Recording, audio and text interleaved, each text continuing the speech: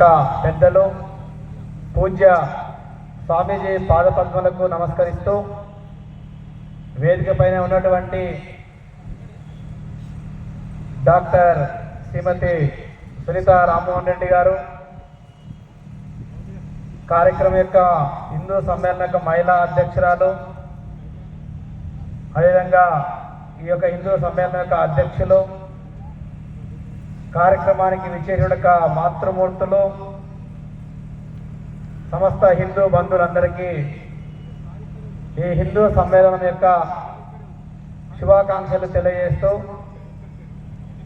సాయం సంధ్యా వేళలో ప్రశాంతమైనటువంటి యొక్క వాతావరణంలో మనమందరం కూడా ప్రసన్నంగా ఆనందంగా మనం ఇక్కడ కూర్చున్నాము అంటే దీనికి ఒక కారణం ఉంది.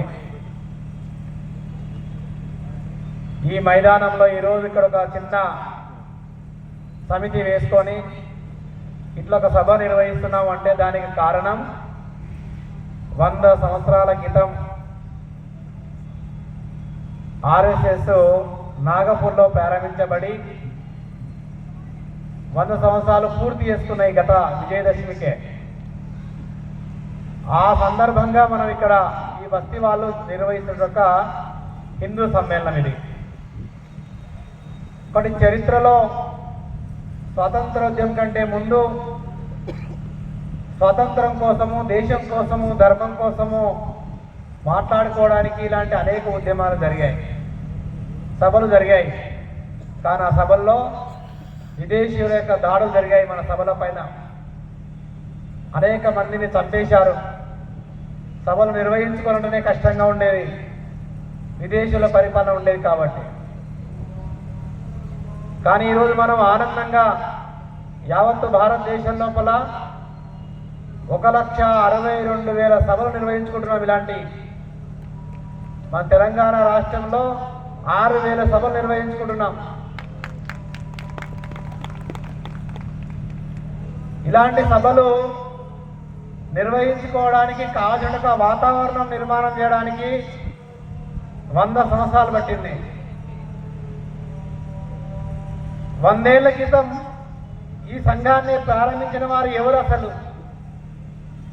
ఆయన ఎందుకు ప్రారంభించాడు? ప్రారంభించి 100 ఏళ్ళు పూర్తయితే మనం ఎందుకు జరుపుకోవాలి ఈ ఉత్సవాన్ని? అసలు ఆర్ఎస్ఎస్ ఏం చేసింది దేశానికి అనేటువంటిది ఒకసారి మనము ఆలోచనలు మనకు వస్తూ ఉంటాయి. ఒకసారి దాని గురించి మనం ఆలోచించినట్టయితే 100 ఏళ్ల క్రితం 5 మందితో ప్రారంభమైంది ఆర్ఎస్ఎస్ శాఖ. 5 మందితో ప్రారంభించబడినటువంటి ఒక శాఖ ఈరోజు ప్రపంచంలో 162 దేశాలకు విస్తరించింది.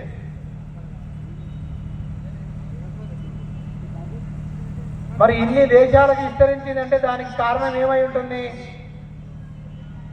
అంటే ఈ యొక్క 100 ఏళ్ల క్రితం ఏదైతే సిద్ధాంతాన్ని ప్రతిపాదించారో ఆ సిద్ధాంతాన్ని మార్చుకోకుండా, తన భావాలని మార్చుకోకుండా, తన లక్ష్యాన్ని మార్చుకోకుండా, తన గమ్యాన్ని మార్చుకోకుండా ఒకటే గమ్యం, ఒకటే లక్ష్యంతో